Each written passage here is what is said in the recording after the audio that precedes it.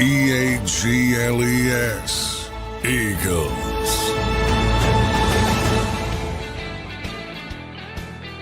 Welcome in, everybody, to a Wednesday edition of Birds 365 here on JAKIB Sports. I'm your host, Zander Krause. That's my co-host, Johnny Mac, John McMullen. John, how you doing on this Wednesday morning, brother, as we prepare to send you off to OTAAS, Johnny Mac? Yeah, great day. It's always the way. Chilly locally here in the Philadelphia area, but 60 degrees, raining. But 60 with some wind, Johnny Mac, so it's chilly, yeah. But it's football weather. Not football on the field, just shorts and shirts, but it'll be football weather. Yeah, no doubt about it. We'll have Mike Gill and Brandon Lee Gouton, our usual Wednesday guests, will join us here today on Birds 365. John, what time you heading down there today? I know you're supposed to speak with Kevin Patulo. I got a question about Kevin Patulo here in the opening segment, and then we'll kind of break down the day. But what's the agenda for the day? What time you heading down there? As soon as I get off with you guys, I'm heading down. Kevin Patulo is talking before practice about 12:50-ish. Practice probably go about an hour 10 minutes at the most, then some players after, but at least the guys are on the field and that'll get some people excited. Saw AJ Dillon tweeted a new picture, a new avatar picture of him in an Eagles jersey, so just that part of it is exciting for fans. I did get one person who say, "Can I come down and watch?" It is not open to the public. No. I wish it was. I wish it was. You will get run off if you attempt to even look through the bushes at the NovaCare complex. So they got that sucker locked down. Yeah. They got it locked down like it's Gitmo. But good stuff there, Johnny Mac. I'm looking forward to seeing them back out there today. John, you're supposed to speak with Kevin Patulo pre-practice, as you mentioned. Anything top of mind you want to get out of Kevin Patulo? First time talking to him in a little bit here. I know it's not your first time overall. Obviously, he's been here for a long time, but first time, as offensive coordinator. What anything on your top of your mind to get out of Kevin Patulo today? I mean, I've talking to Kevin a lot over the years. He's been here a long time, so it's a little bit different. It's not the same as last year when Kellen Moore was coming in from outside the organization. A little bit different from my perspective, but he's not that well known to the fans. A couple times for people who pay attention. When back during the COVID times. I shake my head. When there was a chance Nick tested positive and there was a chance he was going to miss the game, Kevin Patulo was basically appointed as the head coach in case that were to happen, and even did a midweek press conference. While Nick recovered it, ultimately he was able to get through it and coach the game, but he was going to be the head coach if Nick couldn't do it. So people might remember him from that. And then last year leading up to the Super Bowl, we all kind of knew that he was going to be the offensive coordinator. So got a lot of play down there. So a little bit different from my perspective, just because he's been here. He's been here the entire time Nick's been here. So talked to him quite a bit, but it's new to the fans, so he'll be asked about play calling and all the hits. So that'll be before practice. What do you think the biggest challenge for Kevin Patulo is this year? Biggest challenge is to get this offense to play up to its potential, basically. I mean, it's arguably the most talented offense in football. I mean, these are first world problems we always talk about. 10 of 11 starters back. There's continuity. There's all pros. There's pro bowlers all over the place.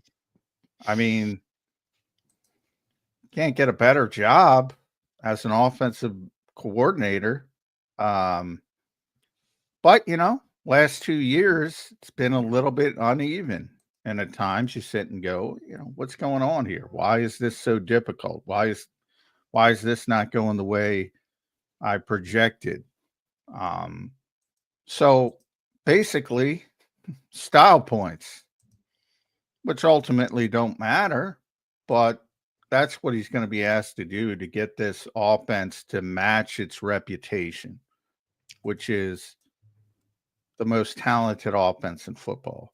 Which is a tough thing to do, though, because, John, we're talking about a team that won a Super Bowl last year that put up 152 points or 142 155. 155 in the playoffs, and they still didn't really reach their potential last year. So that's kind of this fairy tale dream. You know what I mean? That we all strive, right? Nobody Jalen talks about that, right? But that's why numbers, they can be valuable, but they can lie to you, because that 155, if you boil it down, well, really was 2 really, really good games and 2 below average games in the 4 playoff games from an offensive perspective.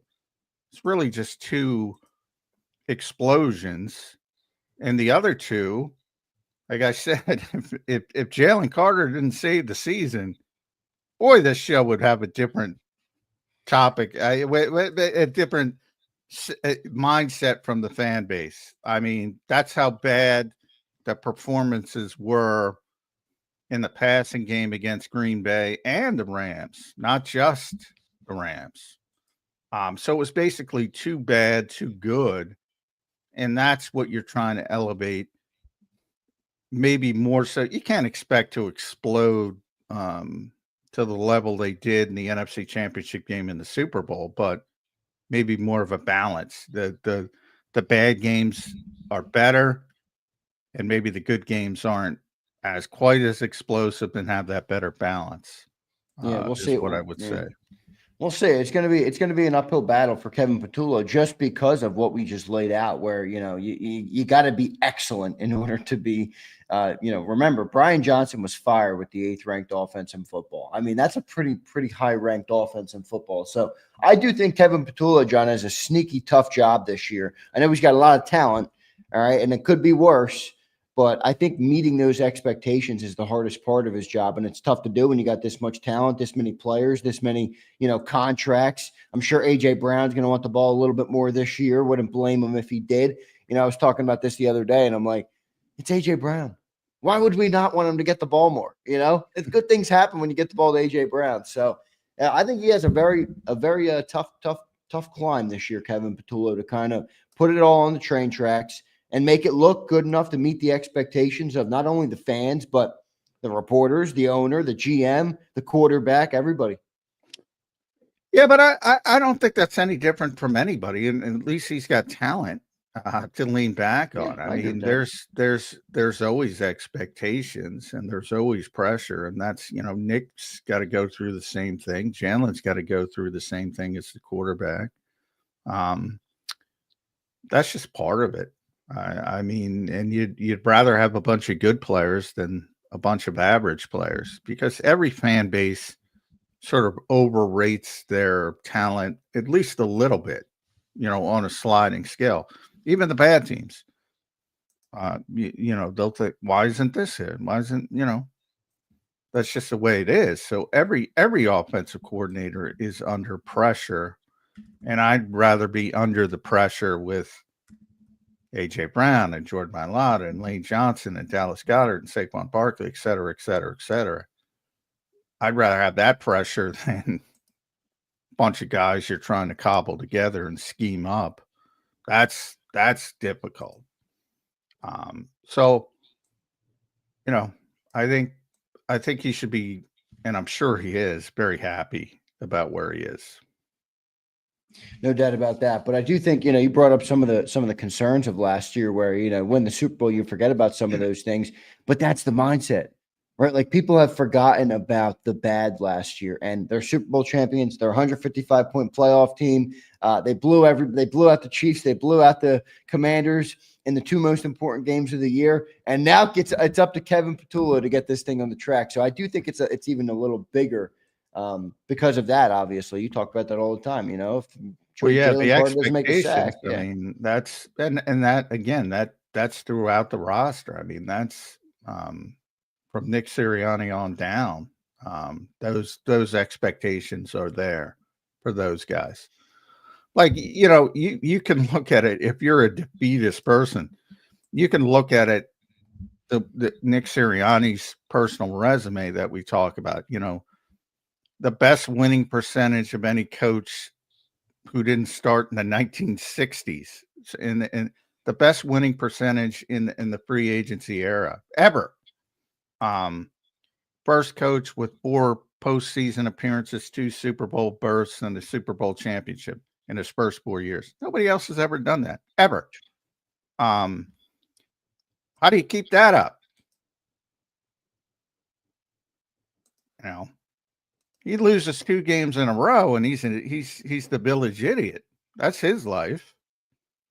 But you'd rather do it with with immense talent than the opposit. Yeah, no, So there's no doubt about that. I think those guys embrace that kind of thing. Yeah, well, they embrace it, but can they do what they need to do to shed off all of the noise and the criticism and the potential, coming for their jobs? I don't know. That's a different question. We'll see what they end up doing this year. John, the state media put out a little video yesterday of the guys out there at OTAAS. What are you watching today, John? I know you got something in mind to check out. Yeah, I mean, the same as any OTA opener, so to speak, even though it isn't the opener. But when nobody's there, if a tree falls in the woods and nobody's there, what does it really mean? But so first look, a lot of things I put on SI.com, each position, but first off, injury updates, we know Nakobe. We've talked a lot about Nakobe and Jahad Campbell because their rehabs are pretty set in stone, and they're going to take some time. But remember all the guys who were hurt at the end of last year. Cam Jurgens had back surgery. Is he ready to go? Landon Dickerson had knee surgery. Is he ready to go? Nolan Smith torn triceps in the Super Bowl. I can't imagine he's ready to go. You'd want to push him. Guys like that. Even Ben Van Sumeren coming off, changing positions, coming off a torn ACL. So injuries are always number one. Where are the guys? And I imagine they're going to be cautious. So any of those, other than Ben, who was injured a little bit earlier, so maybe he's out there. I'd be surprised if any of those guys are out there. But that, to me, is no concern. If they are, that's a big positive. Like if Cam's out there, that's a big positive that he's already back. Not a concern if he's not. So more of the positive aspect of it than the negative aspect, because you're going to be very cautious this time of year, especially with good players. So it always starts with injuries, and then default settings. Where are they starting at all these positions where there's competition? I assume it's going to be Tyler Steen at right guard. If it isn't, that's bad news for Tyler Steen. I can tell you that. I just mentioned, is Nolan going to be out there? So you're probably going to look at 2 positions on the edge, and that gives an opportunity to all these young guys. Jalix Hunt, not in the case of Azeez Ojulari, not that young. Josh Uche, they've been around for a while, but they're new. Bryce Hupp. Where's Bryce Hupp going to fit into this? Cornerback is interesting from not only from the perspective we all think it's going to be Ringo to be the default setting, but does Quinyon Mitchell move from right corner to left corner, which I think is the way you should go. Not if he doesn't, not sure what to think about that, to be honest. So that's interesting. Sidney Brown, I assume, is going to start at safety. Jeremiah Trotter Jr. at linebacker. But you look for those default settings. And then the competition will pick up over the summer. And then, yeah, I mean, try to look for the interaction with, how's Patulo running practice, community. He's been around Jalen a lot. I'm sure it's not going to be a problem, but there's like a whole layer that people don't think about. And that's, Doug Nussmeier's not here either. So Jalen's got another quarterbacks coach and Scott Leffler. He's got a new passing game coordinator, and Parks Frazier replaces Kevin Patulo. So he's got new people as well. So you kind of look for the communication there, what's going on, little things like that. Looking forward to today to see you guys out there and to see some players out there. Johnny Mack will be down there, so it's going to be good to talk to you the rest of the week. This is your only one available, right, John, for the week, and then you got one more next week. Yeah, just one every 3 cluster they have to open, and believe me, they're not opening what they don't have to. Yeah. All right, let's get to some super chats here. We're going to have Mike Gill coming up. Then we'll have Brandon Lee Gouton joining us later on in the show. I assume BLG will be down there today as well. So looking forward to talking to him. And Mike Gill from 97.3 ESPN coming up. JD3 checks in. He says, hate to do it 2 days in a row, but I have to. PFF has my boy graded as the 24th best graded tight end in 24. BVS ain't even got a PFF grade. He stinks. Well, Ben played, I don't know, 22 snaps before he got hurt. But you might want to look at those 22 snaps at fullback. Wait a second, though. 24th for Harrison Bryant? That's not too bad. Yeah, I'd have to look that up. I'd have to. I wonder where Calcaterra is in there, JD3, or how many snaps that he ain't that high. Again, I would say I don't even know if it's just stick or it's tremendous love for Harrison Bryant. By the way, he's not 24th, so he probably didn't play enough snaps, would be my guess. So that's number one. It's not ranked. But again, I don't know if it's a shtick like Pumper or if it's more for JD3, but contracts don't lie, dude. Follow the money. Follow the money. I'm trying to find him on any list here at 24. I don't see him. Yeah, I don't know where he's getting that. But anyway, he got paid what he got paid. That's not to say you can't overcome it. Plenty of people do. The Eagles have hit on, if you go back to 2017, they've hit on a number of players. Yeah, he didn't play enough snaps. He played 213 snaps last year. He's not even ranked. And a guy who got paid more than him, Kylan Granson, which is your biggest problem, JD3, was 47th. He did play enough to get ranked. Not great by any stretch of the imagination, nor is Grant, which is why you need Dallas Goedert back. Yeah, I mean, he's got an uphill battle because he's got to beat out not only he's got to beat out Ben Van Sumeren, who's been here and the coaching staff loves him. And the reason why they've started thinking about using a fullback more is because of Ben Van Sumeren. Again, if you're an Eagles fan, and it's very small sample size, but watch him as a lead blocker for Saquon Barkley when he was out there. It was pretty freaking impressive. So he is the one who planted the sort of idea in the coaching staff's mind that we can utilize this package a little bit more. So he's got to deal with him at fullback. And he's got to deal with Kylan Granson at tight end. And Grant, if you want to throw Grant Calcaterra in there, because I don't think he should be entrenched, but I think the Eagles think he's entrenched. Yeah, right. And that's the bigger problem you have.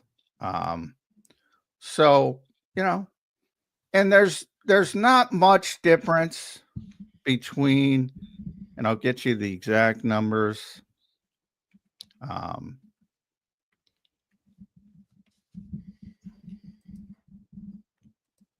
So Granson got, I'm looking for it. I don't see any grades, He by got the way, 1 for year, 1.75 million. Harrison Bryant got 1 year, 1.2 million, which is the veteran minimum. Like, again, if he outplays him in the summer, by no means is that an insurmountable hurdle. But what it does tell you is they think Ranson's a little bit better. And that means he's got to overcome that as well. But, I mean, if you love him. Yeah, JD loves him. Brian Pumper checks in. He says, good morning, y'all. On today's menu, we have barbecued Johnny Mac with a side of Zander Krause. Dude, I'm still cooking, y'all. You haven't won a debate since you've been on this show. No, he hasn't. Brian, you had a tough day yesterday. Yeah, man. But thanks for the $5. He's got another one too. JD3 says, even trash like Huff, Anaya Smith, and Project 89 have PFF grades. That's rough for BVS. Geez, JD3 is really coming for everybody BVS. Everybody who plays one snap as a PFF grade. What are you talking about? Here's Brian Pumper one more time. Y'all endorse parody. I'm disappointed in you two. Hurting the rich to help the poor. What kind of Libby shit is that? Woke 365. I'm gonna put hashtag dummy 365 with Brian Pumper. Who's endorsing parody? I'm explaining the way the NFL does business, how the NFL is set up. Hashtag dummy 365. But thanks for the other $5. Good clap back there from Johnny Mac. We got Mike Gill coming up. We'll have Lee Gouton later on. OTAs today, everybody. Kevin Patulo will speak a couple of players. They speak after John, right? The players will speak after practice. Yeah, after practice. Yeah. Yep, got it. Good stuff there. Let's go to Mike Gill now, joining us from 97.3 ESPN down the shore. You can follow him on X and on YouTube at Mike Gill Show. What's going on, Mike? Welcome to the show, brother. How you doing on this Wednesday post-Memorial Day? Well, I've already had the refrigerator man at my house to repair my fridge that the fan crapped out on. And, yep, I'm ready to go. That's bad news. That's a great day, though. It's beautiful. When we had, so on Sundays, we do a show on the porch. You know, we're watching the Phillies game. Yeah. And I handed a beer to one of the guys who was watching the game with me. And he said, this beer is warm. I said, no, it's not. He said, yes, it is. And that moment I said, uh-oh, I might have a problem with my fridge. And I looked at the temperature, a balmy 67 degrees inside the fridge. Uh-oh. Oh, yeah, that's nice. Oh, no. Now, is that a secondary fridge for the porch, or is that the main fridge? This is the main. All right, that's a bigger problem. This is now it's fixed. It's the guy came this morning and fixed it, but for 2 days, 67 degrees, probably 3 days, I guess. I don't know when it crapped out. So in other words, the beer is no good now and the food is no longer good either.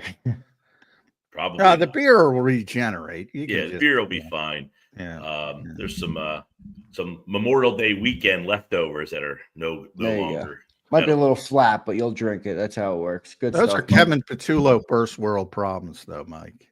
Yeah. Nobody's. Yeah. Well, but you're right. Everything. I've been dealing with trees at my house, and there's always something. We had a bunch of trees chopped down a couple of weeks ago. Yeah. I had to get a new thermostat. It's always something. Always something. I will tell you, I don't need to see anybody else to come down the shore ever again. That's for sure. Oh, I don't know how you do it, by the way. I stayed off the island for the most part. The problem was there was not beach weather. So the off-island spots were populated because people were looking for stuff to do because it wasn't quite warm enough for the beach, but it was nice enough that you wanted to kind of be outside with like a hoodie on. So a lot of the breweries were packed. You know, it was like, and then by the way, if you ever took a snap for the Eagles, you were down here. I mean, they were everywhere down here, and people were taking pictures and videos. I mean, Cooper DeJean, I think, hit every single night spot you could find. From Uh-oh, Margate. come on, Cooper. He Come did. on. He was down at the Deauville Inn too. I saw it. He Off was at the Stratford. Deauville. I heard he was at the place in Margate. He was at the Ocean Drive. I mean, he went from Margate to Stone Harbor, back to Sea Isle. I mean, Strathmere. He was everywhere. I think he was with Sidney Brown, from what I understand. Jordan Mailata was down here. He had dinner at a place that I go to a lot. It's right up the street from my house. I heard he was on the beach in Ocean City. I heard he was at Playland. I heard he was at the Crab Trap. I mean, everybody saw Mailata. Big Dom was up at Playland and Preps Pizza. And I mean, it was a party down here for the world champs. It's hard for Jordan to hide. Yeah. When you're that big, but they deserve it. Good, have a little vacation. I'm with you though. But, you know, they're young men. When I was a young man, I had no problem, you know, making that trek down the shore. It didn't bother me. Now you couldn't pay me to go on there. I'm fascinated by the amount of people who sit in that traffic every single weekend. And I said, look, it's nice down here. I love living down this area. It's very quiet in the off season, but I could not for the life of me figure out what is so great to come other than going to the beach. If you're a beach person, it's packed. There's only like 3 restaurants to choose from. You gotta wait. You gotta wait 3 hours to have a meal anywhere. I can't imagine that being fun every weekend. Yeah, I'm with you. And this is my Mike. You're talking to somebody that's been a weekend shore goer my entire life on this earth. I know. This is my polite you way will of saying change, Zander. You're still young. You will change, Zander. It will wear on you to the point when you hit a certain point. You go. I'm more like Mike. Like I'd like to live down. I would live down here. I don't need. Well, that's different, obviously. Yeah, I like if you live down there, then it becomes, as I imagine, Mike, is like you're begging for the off season to come. Yeah, right. The off season is nice down here. Yeah, Labor Day is our favorite day. Yeah. And that's understandable, but and then you got all the knuckleheads, all the stuff in Seaside Heights and Wildwood and all that, and it's like you know, it's too much. But we are going to be back on the field today, Mike Gill. Well, the Eagles were actually on the field yesterday. First practice open to reporters. I don't want to overstate it. It's OTAs, but what are the first things Mike Gill wants to hear about when the Eagles hit the field? So I've always had a my take on OTAs. Everybody's like, it's nothing. You can't get anything. I look at it a little differently. I do think now does this mean someone's going to make the team or be a contributor? Maybe not, but I do feel like if you coach. If you're a good coach anyway, and I think you should always be alert to something. So if there's somebody that you didn't have any expectations for or didn't have any anticipation that would be a part of your team, and he catches your eye, now you say, hey, when we get to July training camp, I want to make sure I pay closer attention to this guy. I had no anticipation for him. So you can catch a coach's eye or get on the radar more by standing out and doing something, extra hustle. Maybe you caught the ball better than they thought they could. Maybe your routes were crisper than they thought, to where they say, hey, this is a guy I now want to pay closer attention to. Are guys winning, depth chart positions here? Probably not. I would imagine that that's not what's happening here. I don't think, but if you're one of these guys, Adoree Jackson and Kaylee Ringo, this is the first step of this battle of who's going to get those reps as the outside corner. I think those are positions where the OTAs probably help more than, say, Tyler Steen trying to win the right guard spot. I guess it's pretty hard to win a right guard spot in OTA, no pads. But for those skill position guys who were showing athleticism and speed and agility and break on the ball, this is probably the first step in those battles for stuff like that. So, yeah, I mean, don't get carried away with this kind of stuff, but I definitely think that there's an opportunity to open eyes here. And listen, let's see what everybody looks like when they get back from the buffet lines. You're right. Who showed up? Yeah, now I'm going to have a bigger eye on Cooper DeJean. Yeah, he's going to be sweating out booze. Are you kidding me? Yeah. Come on, man. Had a little success as a rookie. You got to keep it going. who had a little too Cooper's much fun down the shore. Yeah. This Memorial Day weekend. Yeah, like who's coming back? The last time they played a game was February, right? So we're now into June almost. So it's removed. So you had some time to either put some on or get some off. Let's see what everybody looks like. I'm not worried about Cooper. If you saw, people finally get to. I told people go watch his basketball highlights. Now everybody saw the Eagles put up. They had that little basketball day at the Palestra where Saquon threw it off the backboard to Cooper. That dude is an outrageous athlete. This isn't the first time that a couple Eagles have come down the shore and had some fun. Oh, so no one's sitting here being disparaging of no. Cooper. But he was one guy that was being, one of my interns works at the Deauville. He's like, Cooper DeJean was in there. It was awesome. Blah, blah, blah. So, you see these random people that, see these people, but I don't know what kind of condition he was in. It's easier to get wrecked as an offensive lineman, though. Like guys like AJ and Slay, they don't drink, man. Period. Yeah. So I'm not saying Cooper's a very young man. Most young men have a cocktail or two. It's not going to be a problem. But I'll just throw that out there. That trend is changing. That the younger generation is not drinking this much. Yeah. Well, for us old heads. Yeah. Yeah, we did certainly, but you're right. And guys like people don't believe it. Like AJ doesn't drink. Slay doesn't. AJ Brown, yeah. Slay claims he's never had a drink in his life. I don't know how that's possible.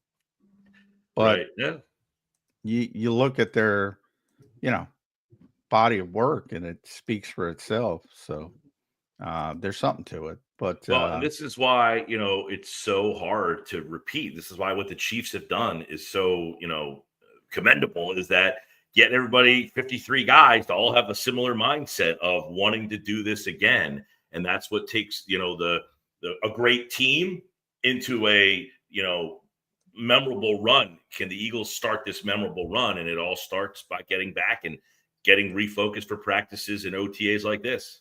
No doubt. But Mike, is the league after the Eagles? All right. Now they're trying to work on the void year. In a span of 10 days, Mike, Roger Goodell loses out on getting rid of the pushing in football. And now he has turned his sights to void years on contracts, which, I know a lot of teams use it, but nobody uses it to the tune of the Philadelphia Eagles, close to $400 million in dead money. Is the league coming after the birds, Mike Gill? It would seem like it, right? All these leagues are trying, the NBA did this with their CBA where they wanted to get rid of the super teams, right? So they created this way that you basically can't pay 3 superstars to be on the roster together. So whoever they were targeting in that, it was a way for them to try to do what you're now seeing in the NBA is the kind of, these super teams are going away and it's, based more on kind of drafting right and cultivating your own roster. The NFL has always been a parity-driven league, and I guess they have now sensed that the Eagles are one of the teams who do it the best, have figured out a way to kind of circumvent that system. So sure, I mean, if you are successful, teams are either going to try to duplicate you or you're going to be looked at under the microscope a little bit more of what are you doing that is causing a kind of like an alternate 1985, if you will, from Back to the Future, where you're doing something that is allowing you to cream rise to the top here when we want everybody kind of in the middle. So this would be a probably pretty big hit to the team like the Eagles, right? Yeah, from the standpoint of they'd have to change the way they do business, but I think they're prepared for it. They've been preparing for this for years. That's one of those things where like this came to the forefront because Roger spoke about, the upcoming CBA negotiations, which are going to open up with the 18-game schedule, what the owners want accomplished. And Jason Fitzgerald wrote about it and tried to explain what's going on. This has been going on for a long time. Less financially sound owners can't afford to use it as much as the bigger owners. Mm-hmm. and they have an issue with it. In other words, it didn't pop up. Like, I think Eagles fans think it popped up. Like, this has been going on behind the scenes for years. I wrote about voidable years 6 years ago. I said, I'm stunned they haven't done something about this at The this great point. irony of all of this is the notion of they don't like us and we don't care. And yet all the Exactly. Eagles fans do is complain that the league is coming Yes. after us. So, That, they came after us with the tush push. Now they're coming after us with the voidable years. Hey, they don't like us. We don't care. It's like, hey, you want to try to stop us from doing this? Who gives a crap? No, Yeah. the Eagles fans do care that they're coming after them. Which, But this which I, certainly would be something. I get it from the standpoint of it's natural. You don't, this is not the type of thing that interests most fans. So they're not paying attention to it. And all of a sudden, if it pops up and they see it, and it pops up when the Eagles are the Super Bowl champions, like it's been going on for years and years and years, but it pops up in their purview and they think, oh, they're going after the Eagles. Yeah. The victim mentality has to stop. But Mike's point is true. And we're not advocating for it, but the NFL wants more parity. Yes, that's what they do. That's the whole idea of the draft. The bad teams get the top picks. That's the whole idea of the schedule, the first place schedule versus the fourth place schedule.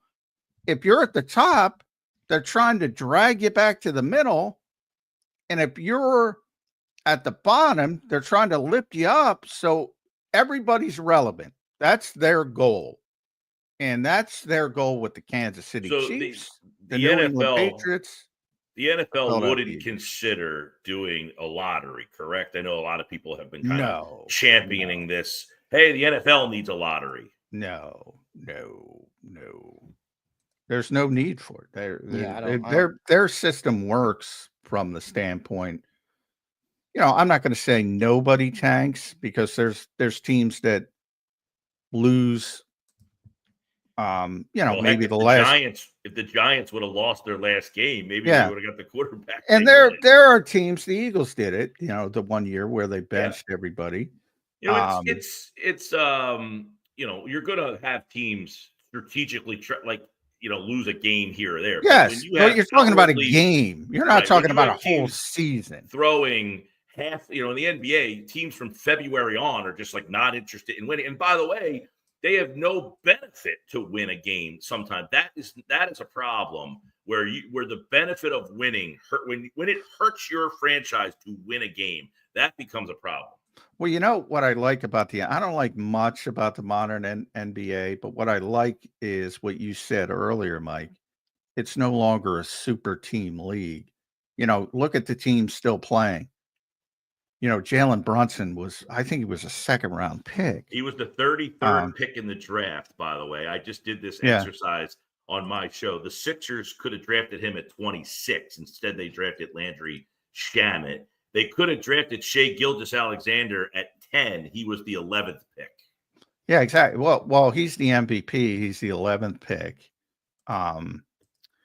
You have these guys who developed. And now, player development, which I always say, you and I had a lot of arguments about Sam Hinkie. I didn't agree with it. You kind of were on board with it. I'm like, to me, the biggest problem with the Sixers is they just expect to draft a good player and that's it.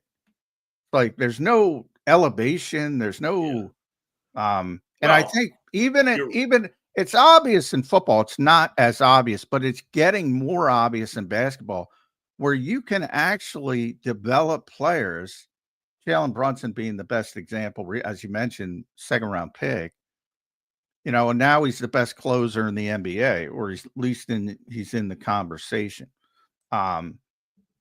You can do it. You can do it. And teams have done it. And I think that's a good thing. But you're still going to have the tanking issue because it's too ingrained in the culture of the NBA. Yeah, there's the theory of if I get a higher pick, I have a better, there's more talent pool to choose from, and I'm going to find the most talented player at the top end of the draft, as opposed to Tyrese Halliburton was the 12th pick. Shai Gilgeous-Alexander was the 11th pick. Jalen Brunson was the 33rd pick. You look at the teams right now that are in now, Oklahoma City is an example of a team that went the hinky route, but it worked for them because they hit on all their picks and they developed their picks. The Sixers, who, weren't novel in their idea, they just branded it and did not hit on a lot of their picks and had bizarre stuff happen to some of their picks. But, they branded it and they branded it and they did it longer than most. Well, they went longer because, they had some injury issues. Joel not playing for 2 years, Ben Simmons not playing because he breaks his foot. I mean, Speaking of, I think you have Keith Pompey on your show every once in a while. If Keith is right, the Sixers could have had Halliburton for Ben Simmons. Yeah. And they were like, no, we don't want that guy.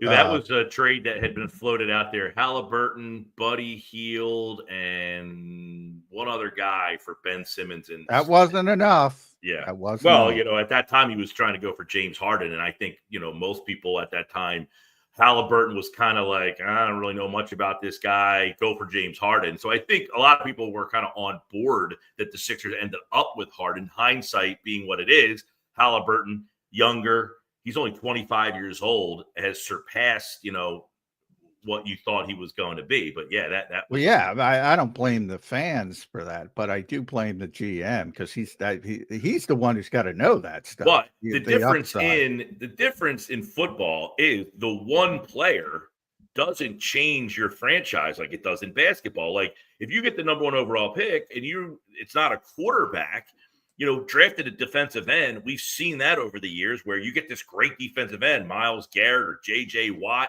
and it doesn't change the complexion of your team enough to win a title. So the benefit of losing purposely without getting a quarterback in return is just not there. Where in basketball, to lose purposely and land a player, that guy can take. But at least, as you mentioned, 11, 12, 33. These are the big time players still playing. It's showcasing. No, Anthony Edwards was the first overall pick, and his team is still alive. Obviously, first overall picks is the odds are better. But even if you go back to Steph Curry, what was he? 7, 8, somewhere down. He was 6. Somewhere down a little bit. It showcases that. And Jason, even if you go back to the Markelle Fultz year, I mean, Jason Tatum, he was the 3rd pick, Tatum. Yeah. And so was Jaylen Brown, by the way. So look, there is no blueprint of how to build a team. I mean, you're getting them from the 3rd picks, the 1st pick, the 11th pick, the 12th pick, the 16th pick. Heck, Tyrese Maxey was the 21st pick. He's turned out to be a really good player. But in the NFL, and the kid from Duke showed some signs before he got hurt. Yeah, he was the 16th pick, Jared Kane. But if you look at the NFL, Patrick Mahomes was not the first overall pick.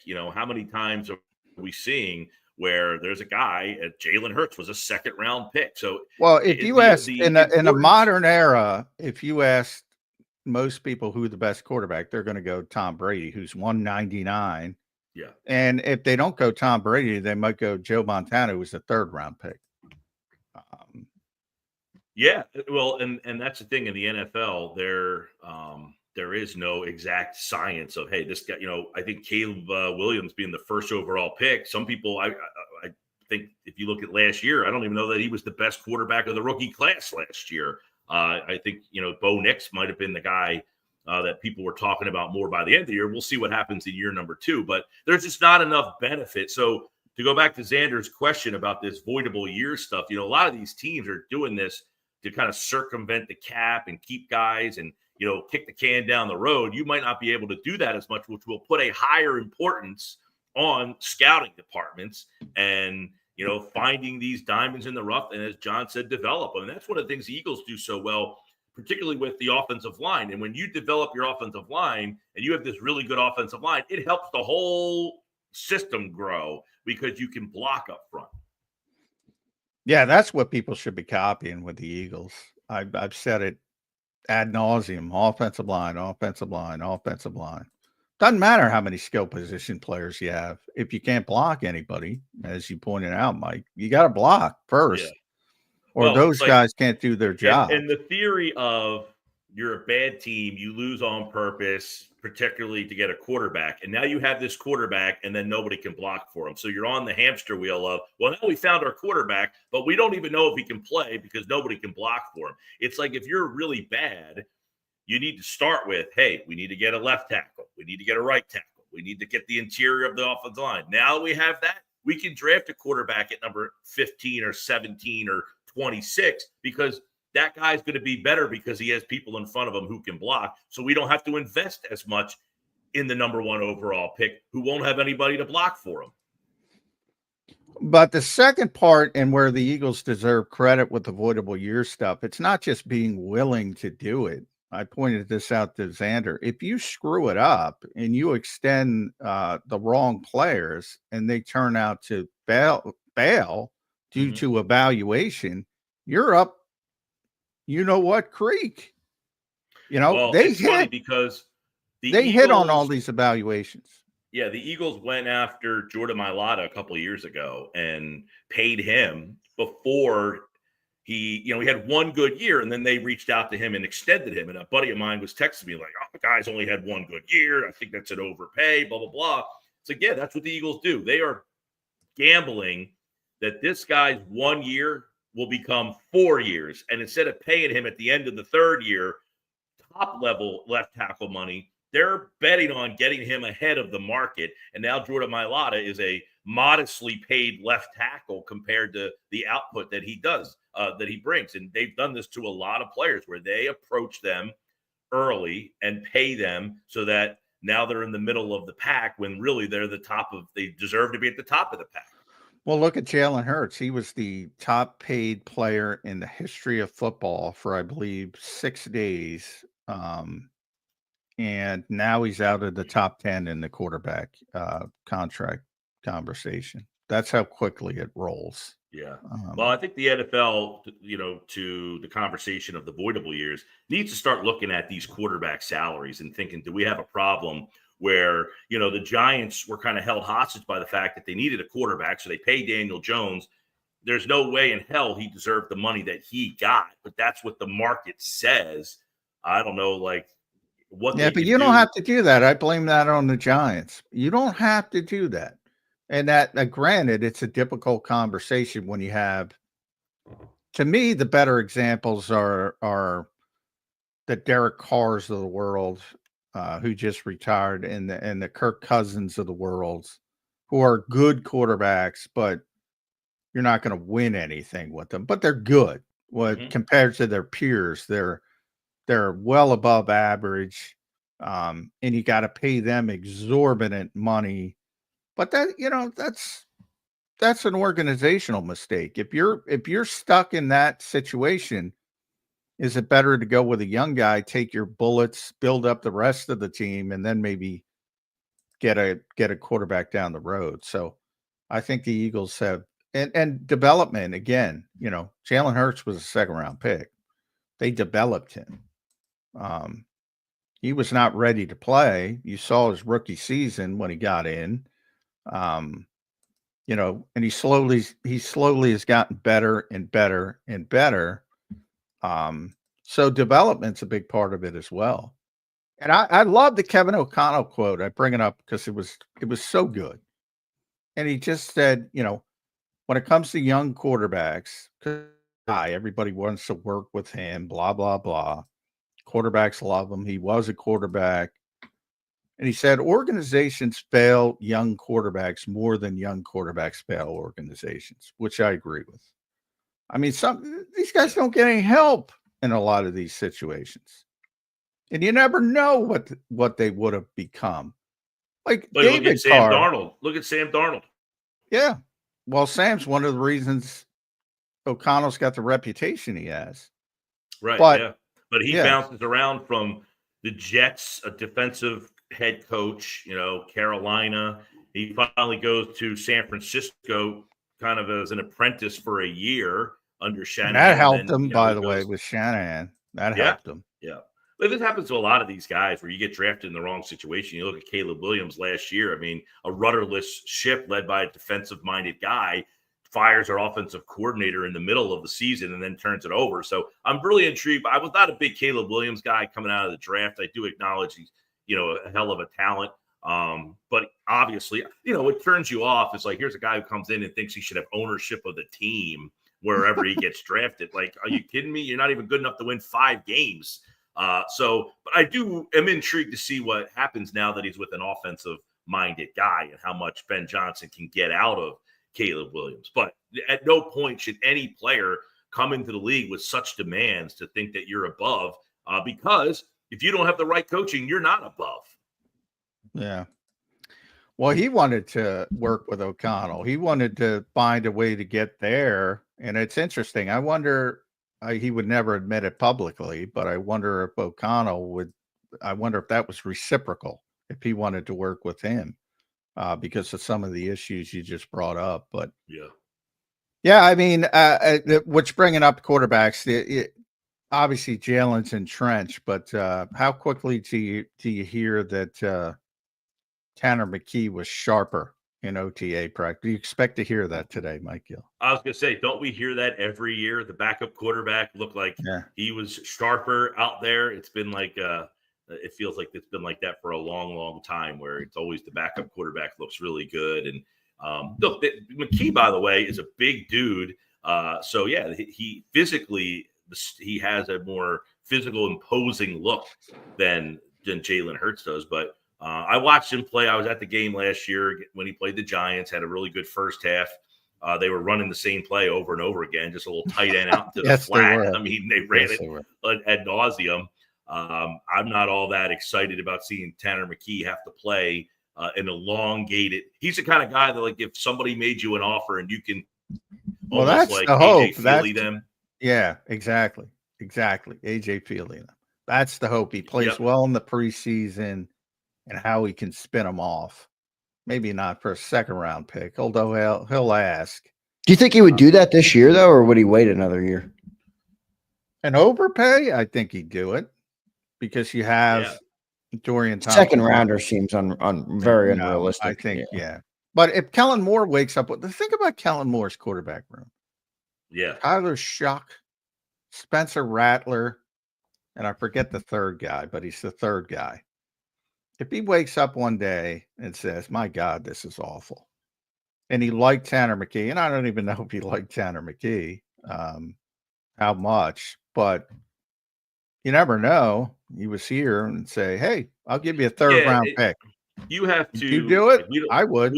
I would, definitely. You don't know internally, though, how much the Eagles say, look, if Jalen Hurts missed 6 to 8 weeks, if Tanner McKee can keep us afloat. Do they think that, or do they just look at him as, hey, if we can get something for this guy, we got to do it, because if Hurts goes down, our season's over. Well, I think the mentality is your season's over if it's like early and it's he's gone for the season. In your scenario, if you have to play a game or two, I think it was telling that even they kept playing Kenny Pickett even with broken ribs, which is why I'm a little surprised that they didn't go the more veteran routes. But they're trying to go cheap. Is basically what it comes down to. Which is somewhat surprising, because they have paid backup quarterbacks. They drafted Jalen Hurts. It seems like an organization that is always, I remember when they drafted Jalen Hurts, on my show the next day, I'm thinking, listen, do I love the pick? Does it make sense? Maybe not. But this is a team that values the backup quarterback higher than they do the starting safety almost. Like, they won a Super Bowl with the backup quarterback. They've paid – Chase Daniels got paid a lot of money. They have always invested in that position. So it is. But the thing is, though, you're right, but backup quarterbacks make a lot of money now, veteran backup quarterbacks. And they're in a position that, I mean, they signed 1, 2, 3, 4, 5, 6, 7, 8, 9, 10, 11, 12 free agents this year, not one of them got 2 years. All 1-year deals because they got $390 million in dead money in Boyd years. And they got extensions coming. They already got Cam done. They got extensions coming for Jalen Carter, Nolan Smith. 2 years down the road, it's going to be Quinyon Cooper. The whole offseason's been about getting that financial house in order. That includes quarterback. I'll tell you what, though, this season is very interesting to see how they follow up that Super Bowl. The following offseason, they do have a lot of cap space on the way, and they have a lot of draft picks still. So you're in like a season of like you're supposed to kind of be in between, I guess, following the Super Bowl, losing a lot, but yet could still be finding yourself at the top of the heap. If they can get through this season, the following offseason, they have some money. They have some cap coming up here that they can rebuild and get young. It's pretty amazing how they have managed to do this. Yeah, well, but for them, it's not really the cap; it's the cash. Their whole philosophy is. Well, I mean, they could be a player in free agency in the next offseason if they choose to. Is what I mean by having the cap. They could go out and get a heavy hitter. Hey, we didn't like what we got from Jalix Hunt, Josh Uche, Aziz. Now there's an edge rusher we really want to pay. They can go out and do that next offseason. Yeah, they can, and they will. But they're going to have to make some difficult decisions with good players, and they already have. They have this year with Slay, and probably a year early, then a year late, that type of thing with his age.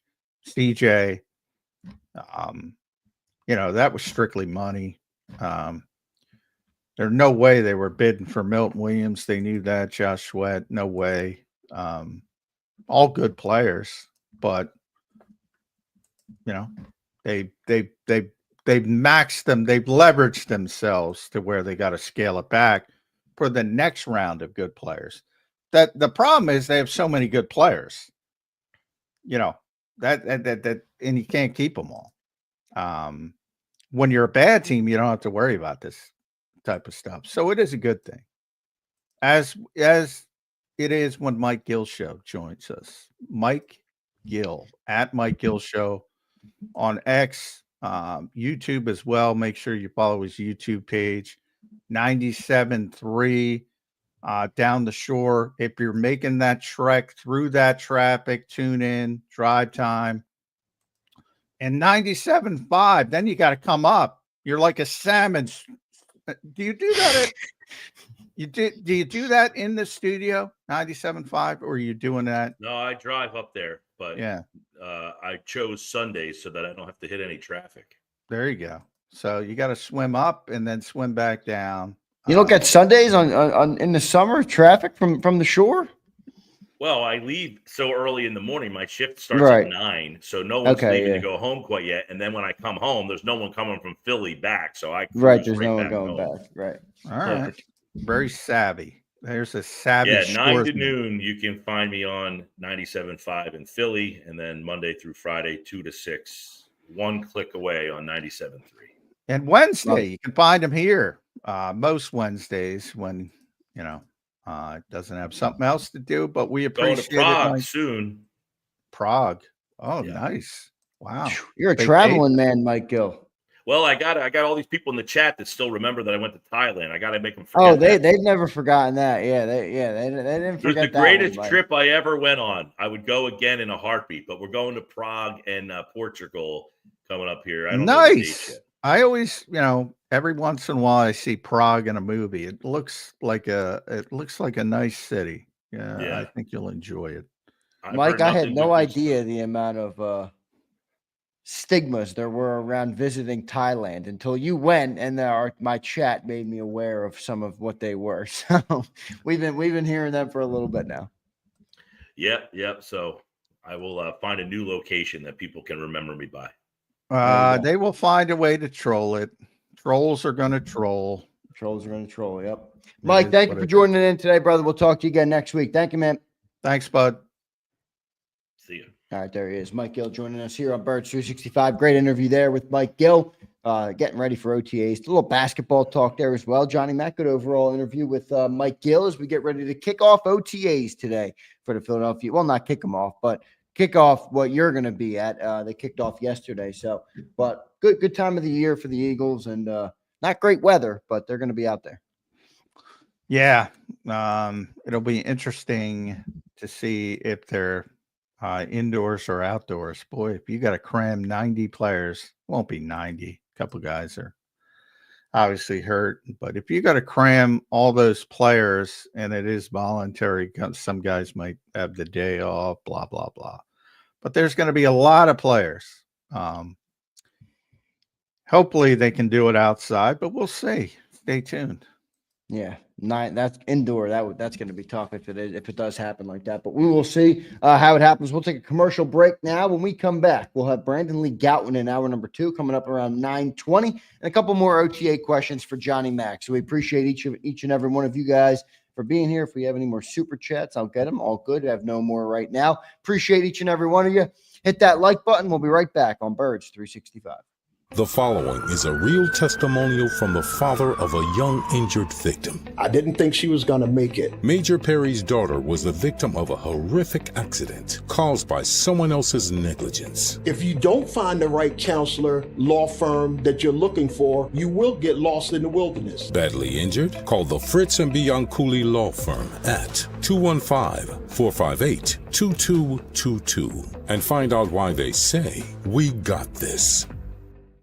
Your financial future is on the line. Are you ready for what's next? At Leone & Company Wealth Management, we help young professionals, business owners, and pre-retirees navigate the complexities of building and protecting wealth. For young professionals, we'll help you grow your wealth, plan for your future, and make the most of your hard-earned dollars. For business owners, we provide strategies to protect your company, manage risks, and create a lasting legacy for both your business and personal wealth.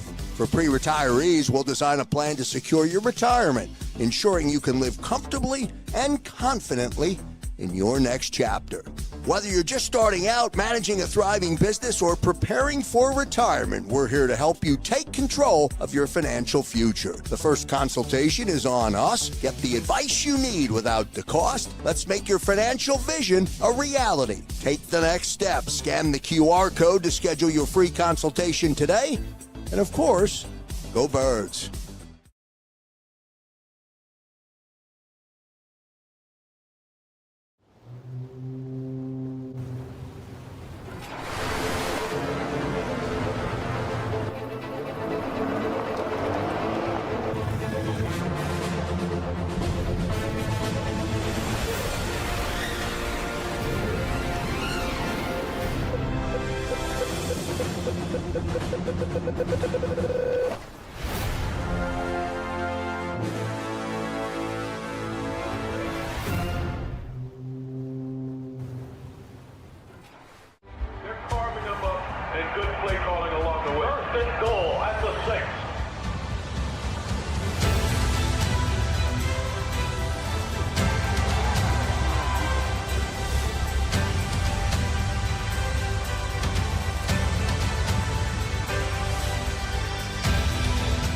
Field of life, First Trust Bank is there for you. Champions on 3. 1, 2, 3. Because Philadelphia dreams deserve a Philadelphia bank. In our hometown, we all look out for each other. We step up to keep our communities going strong. And at Independence Blue Cross, we're here to keep you going strong as the #1 health insurer in the region. No IBX is always looking out for you. EAGLES, Eagles.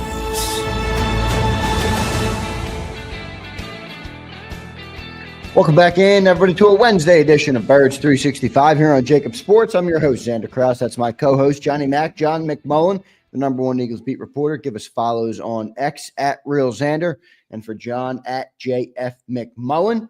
Johnny Mack, I thought Mike had a good point today on OTAs about watching for players that could get on the radar for training camp. I thought that was a good way to look at it. Is there any guys, when he said that, any guys that come to mind for you that might have a chance to get on the radar at the least? Well, I mentioned three sort of, I wrote about three forgotten Eagles for the most part. Nobody really talks about that could have some opportunity to open some eyes. I think one returned. I think people forget about Patrick Johnson's versatility. That's the reason he's back. He's a great special teams player. Um, he's an edge rusher. He's played some off-ball linebacker when they had injuries in previous years. So he can do a bunch of different things. And if you're going to be that last guy in the edge rushing room, having versatility helps. He's always going to be on the cusp of that's what happened last year. They needed a roster spot. He got waived. They knew he was going to get claimed, and he got claimed by the Giants, spent the rest of the season there. And the Eagles were able to bring him back in free agency. So they really like him. Don't sleep on him. I think a lot of people do. But he can do more than, the typical fit edge rusher. So he can help basically in three different spots. So that makes him a little bit more valuable. At corner, I think Eli Ricks is a guy people forget about because he's been here for 2 years and he doesn't play. Well, that to me is a positive because they kept him here for 2 years and he doesn't play, if that makes sense. They see something. This is probably his last opportunity. And now it's a bigger opportunity because, everybody said, I'm not talking about replacing Slay in the starting lineup. They lost Isaiah Rodgers and they lost Devontae Maddox as well. So they need bodies at cornerback. And they kept him here for 2 years on the roster, not on the practice squad, on the roster. So they see something there. We'll see if that translates. And then at wide receiver, Danny Gray, who was a practice squad player, I did a poll of best scout team player on the Eagles last year. He won it. He was a 3rd round pick in San Francisco. They have no depth at receiver outside after Jahan Dotson. He was still with the 49ers last year. He got cut at the initial cut to 53, and then the Eagles signed him to their practice squad. So he didn't have a spring or summer with the Eagles. He will now, and he's just better than the Johnny Wilsons of the world, the Anais Smiths of the world. Right. So now there's other parts to being a backup, as I just explained with Patrick Johnson. Smith can return kicks. Wilson can block. It's a run-first offense. That might be more valuable. But if the Eagles just want a receiver, Danny Gray is their best option. They also signed Terrace Marshall, but, we'll see how that works out. But yeah, Danny Gray, though, not a name I expected to hear from you this morning. I'm interested to see it. They do need they do need some more depth at wide receiver. I guess you really don't. We're nitpicking, but I don't know if one of the guys we're definitely nitpicking until somebody gets hurt, and then it becomes a big issue. Now you can't have everything. Let's just play the hypothetical though. Like if AJ or Devontae went down, you have one of those guys with Dotson. That's not awful for a 1 and 2, right? Well, it's not great. It's not. It's not AJ Brown, Devontae Smith. No, I think Jahan Dotson's a good player. I don't think he's a great player. I don't think he should have been the 16th pick in the draft, but I think he showcased last year when the ball comes his way, he can, especially in the postseason, late in the season, he can make a play. Whereas Quez Watkins couldn't.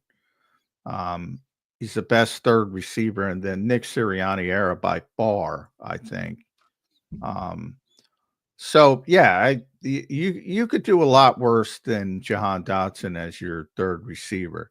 The problem is the guy who's got to bounce up and play. And that, like,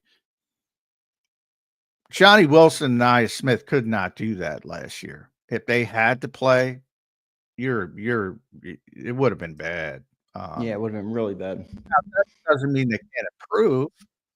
Part of that is they get better. They'll get more comfortable. But if I needed somebody to catch the football, it's got to be Danny Gray or Terrace Marshall until I see something from Johnny Wilson and Anaya Smith. Yeah, Danny Gray. What was he, John? You mentioned he was a third-round pick. He was a third-round pick in 22. Third-round pick. Yeah. Late third round, but still, he's really fast guy, sub 4.4 guy, decent size. Yeah, he can play. And I think if we were here last year, he would have made the 53. If he were here during the spring and summer, right, he would have made the 53. This year, Marshall might change that. A lot of people forget Terrace Marshall was a second-round pick. And the Eagles were very interested in him. He's been around a little bit longer, though. So during the draft process coming out of LSU. But last year, people forget the Eagles signed Devontae Parker to be the backup, outside the numbers backup. And he retired. And they never really replaced him. That's where I think Marshall might fit in.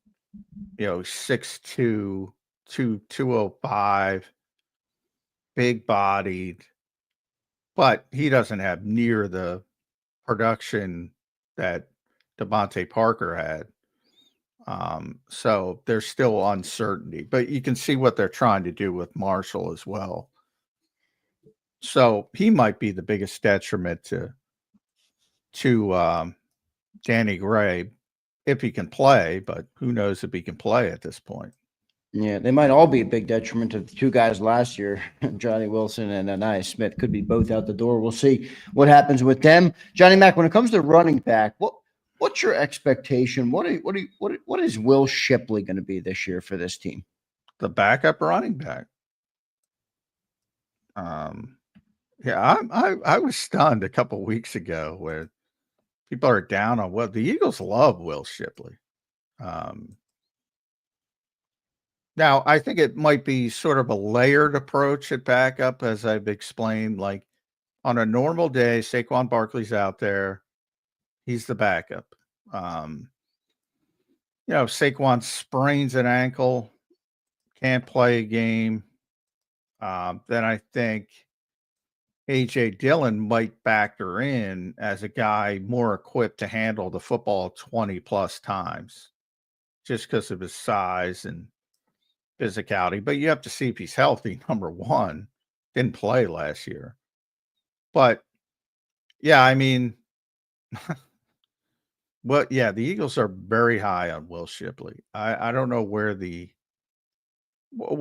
had that one. I don't want to pick on people, but that one goofball said he got run from behind on a 57-yard run in the NFC Championship game. Like, who cares? The guy ran I'll look it up. The guy ran a 4.39 coming out. Guess what? Is that what he ran, a 4.39? He doesn't look like he's got 4.39 speed. He ran a 4.39 coming out. He had a 57. Can people watch that play? See the explosion through the line? I don't know what they're watching. So, but again, NFL corners can run. They can run. I don't know. They're the fastest guys on the field, NFL cornerbacks. So yeah, occasionally they're going to chase some people down. However, and Kenny Gainwell, who I think the coaching staff loved, Jalen Hurts loves him. One of his best friends on the team. By the end, I think people really recognize he's a pretty good backup running back. He was here for 4 years, never had a 50-yard run in 4 years. you talk about first world problems. They're bitching about a rookie running back going 57 yards because he didn't get it in the end zone. I mean, the Eagles are very high on Will Shipley. It wasn't the most aesthetically pleasing thing to watch, but I hear you. Very high on Will Shipley. And he's going to be the backup. I think A.J. Dillon's going to be the backup. No way. No way. Again, it's more of a layered approach. There's no compliment with A.J. Dillon. It's like thunder and thunder. It's like you want more of a changeup from Saquon Barkley. Really, I don't see A.J. Dillon as the same as Saquon Barkley or similar. Well, he doesn't have Saquon has everything. Yeah, I mean, it's Saquon's a big, powerful back. He's not a scat back. He's not, Shipley's a good receiver. Yeah, I get it. The issue with Shipley is pass protection. He's a great receiver coming out of the backfield, but can he pass protect? And that's something all young running backs come into. The issues with Shipley are size. He's, they list him at 205. I don't know if he is 205. Those are the issues. Not athleticism, not catching the football, pass protection, size, physicality. But it's a change up. Yeah, I think that's the whole goal. Now they're not going to hand him the job, but AJ Dillon, first of all, again, you have to see if he's healthy. Didn't play last year. It's just, he's between the tackles. He's not the, best receiver in the world. To me, the change-up's not there, but he's here like all the veterans are here. Like a Dory Jack, they don't want to hand anything to anybody. They don't want to hand it to Will Shipley, but that's the goal. Yeah. I'm gonna take the bet on the plus money on AJ Dillon, but we'll see what ends up happening with that room. Brandon Howard checks in. What's up, Brandon? He says, I said it, J-Mac. I didn't realize he ran a sub 440 when I was clowning Shipley. Those DBs were so fast. You were right, J-Mac. I'll hold the L. Look at that. Well, I mean, NFL defensive backs are outrageous. Corners specifically. Some of the safeties have some issues, but most NFL quarterbacks are. If you're 4.4, you're average as a cornerback in the NFL these days. There's so many of them that can run just off. Yeah, Will's a very good athlete. I hate part of it's the same thing with Cooper because he's a white guy. People don't think he's a good athlete. It's weird, but it's what it is. I assume. I don't know.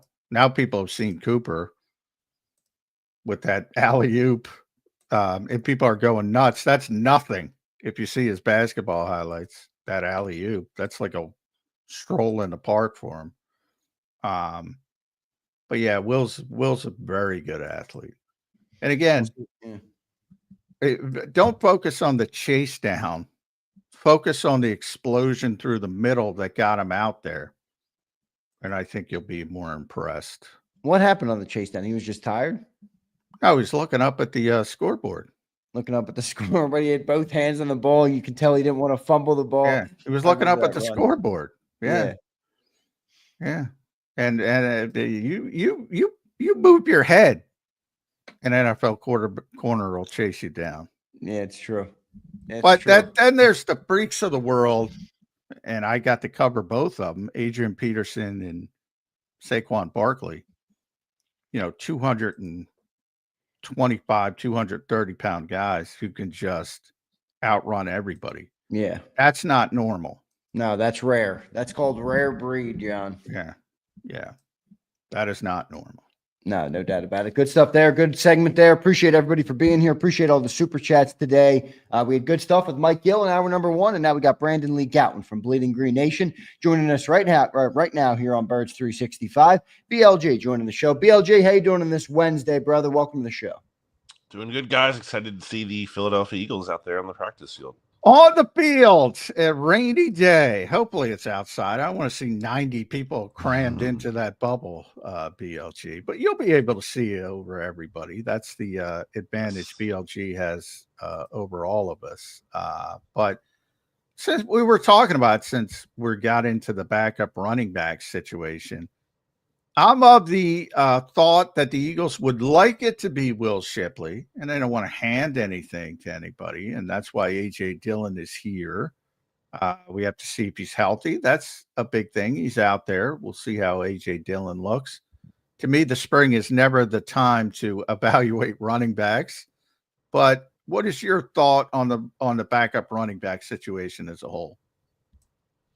Yeah, I feel like Will Shipley kind of projects as a direct Kenny Gainwell replacement in terms of a guy who could be your running back in a 2-minute drill, pass catching value, going to do the dirty work in terms of obviously has to get better as a pass protector, but I think has that willingness to do that and also can help on special teams as Kenny Gainwell did as well. So I think Will Shipley will be doing some of that dirty work and then in turn earn some of the, actual carries that you get as a reward for doing that kind of stuff. But I do think, assuming he's healthy, assuming he makes the team, which I don't think he's a lock, I think A.J. Dillon has a role too where he rotates in certain situations, maybe even perhaps, end of game situations if the Eagles are up and they're trying to look to run the clock and not have to, use Saquon and tax him with those kind of carries. Yeah, I agree. Do you think 400 plus carries for Saquon is going to be an issue 2 years in a row, BLG? I mean, history tells us that, there's probably going to be a drop-off. I mean, I think it's 8 or 9 other players have had more touches in a single NFL season than Saquon Barkley did last year. So absolutely, I would think there's going to be some kind of drop-off. Again, and just because the bar is literally the best running back season ever. But Saquon is a freak. And you look at, how Derrick Henry has been plugging away season after season. And I think he's a little bit more like that. So I tend to think he's still going to be pretty good. It's just a matter of, I think they're going to try to give him the ball a little bit less. And I think he's going to, probably not be quite what he was last year. Do you think that pitch count is going to be managed or is it going to be natural? In other words, Nick has been pretty constant, like, we're going to do what we need to do to win the game. So it might just work out itself in that the games are closer. Maybe you're behind a little bit more often. And those numbers come down from that standpoint, just from the natural regression versus the actual pitch count. Which do you think is more likely? I think last year they probably didn't plan to use him quite to the extent that they did from like the outset of the season. But when you're winning like you are and you need him like you are, then you kind of just have to go with that. And it's hard to get away from that, especially given the degree of success which they were having. My guess is that they're going to go into this one knowing they're, again, going to have to pass the ball a little bit more and not be able to rely on him quite as much. But if it gets to the point where they have to do it, and it's winning them a lot of games, then they're probably just going to fall back into what they did last year to some extent and just have to ride that if it's working. BLG, we were talking about corner a little bit earlier on the show as well. Here's my thought process. The guy hasn't played at all, basically. He played more as a rookie than he did last year. I think he played 14 snaps. Eli Ricks. But they kept him here for 2 years, and not 2 years on the practice squad, 2 years on the roster, and they've used up a roster spot on him. That, to me, that means something. Have people forgotten about Eli Ricks, or am I just because they need? It's not only Slay, Isaiah Rodgers, Avonte Maddox. They need bodies at corner. Are people forgetting about Eli Ricks a little bit? Yeah, I think that's fair. And look, I didn't really think Eli Ricks did a whole lot to justify his roster spot last year, considering too he didn't even really play a ton on special teams when he was up. Yeah, it's not a good special teams player, and they keep him. Exactly. He's young. He does have inside outside versatility, at least in terms of experience. So they like him more than I do. I think, and I even felt this way last year, and I feel even more so probably this year, especially as he goes into the final year of his rookie contract here as an undrafted rookie free agent. He'll be a restricted free agent after this offseason. The Eagles haven't really liked to pay those guys because you have to pay them, a significant amount of money. Yeah. And probably therefore you might just not tender him and let him go to unrestricted free agency.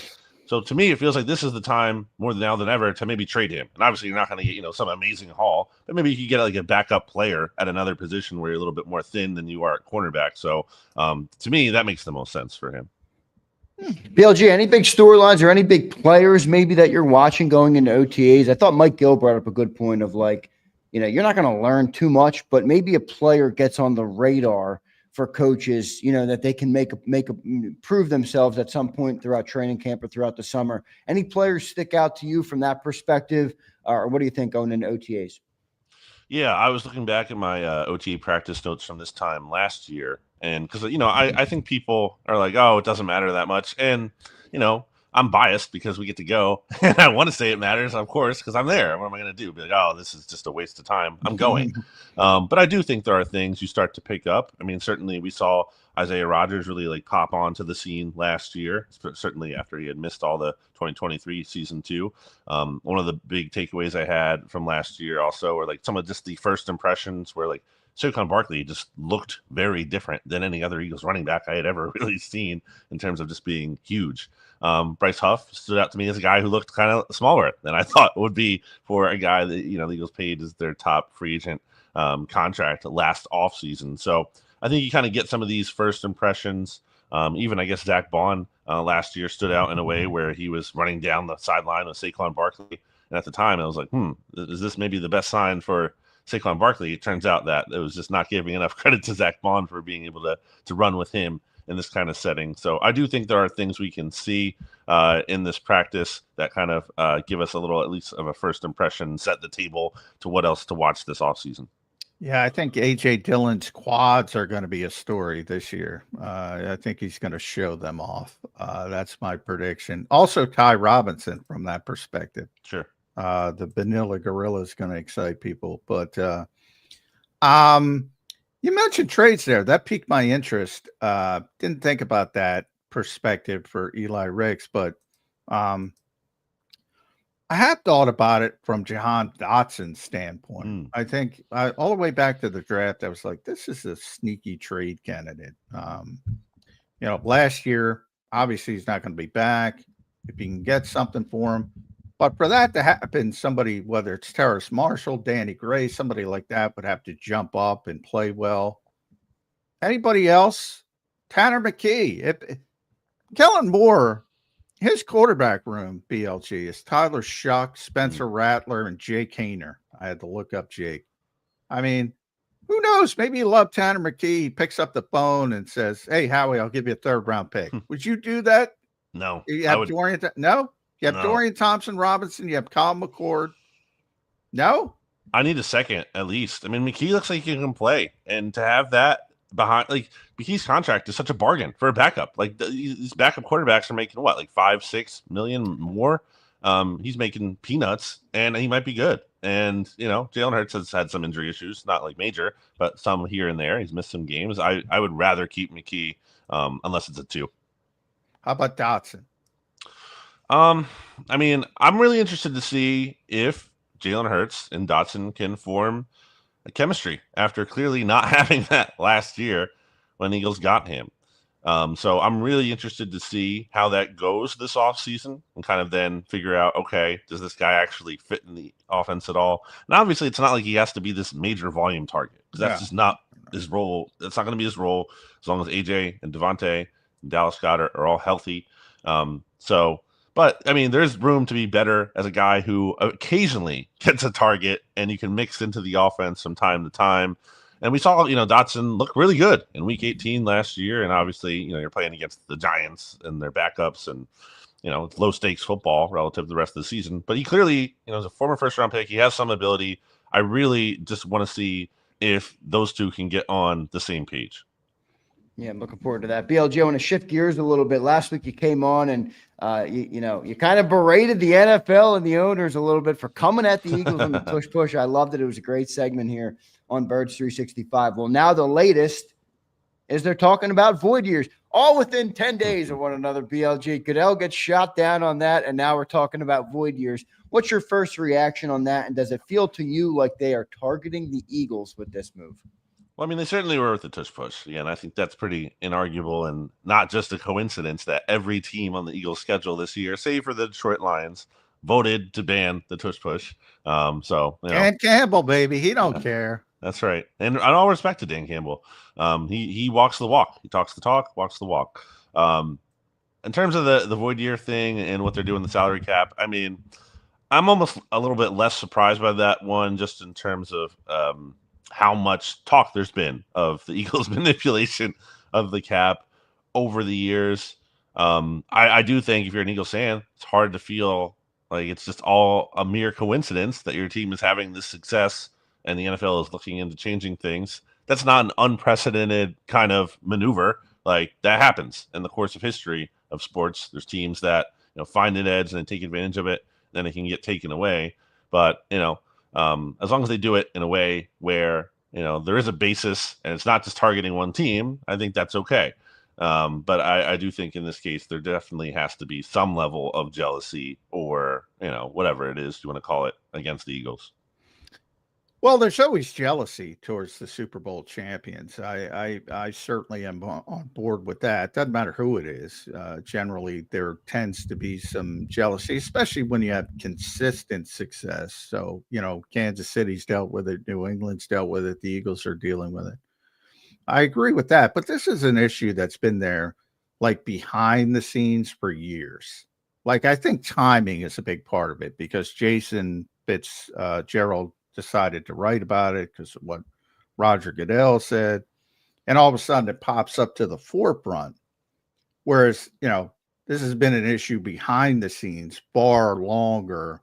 I think Jason put out the numbers. I think in 2013, 8 teams used voidable years, and the total number of money was 40 million BLG. Now it's 26 teams and 2.2 billion of voidable year money. So I think it's become that issue where some of the lesser owners from a financial perspective, the Mike Browns of the world, the Mark Davises of the world, they see this big competitive gap because they can't necessarily do the same things as some of the more financially well-heeled owners, especially when it comes to the voidable years. So I do think it's been around for a long time, but when it pops up, the timing, I get why Eagles fans feel like they're being targeted. But in this case, I don't see it at all. This is just one of those issues where And when they open up to CBA, I think a lot of fans also said, I want to explain that because I got a bunch of fans say, well, you'll never get 8 owners. This has nothing to do. It's not a rule change. This is a CBA thing where they're negotiating with the union and trying to lower salaries. That's what it's about. I mean, they want salaries to go back to a more manageable level. And I don't think that's going to happen because the union's not going to, the union's not going to agree with it. So, yeah, I don't think this one is targeting the Eagles at all, other than they've been very successful with voidable years.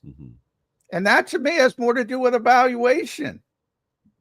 Like if the Eagles extended bad players with voidable years, they'd be screwed.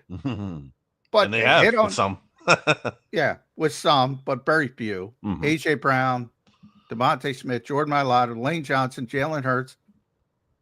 It's all worked.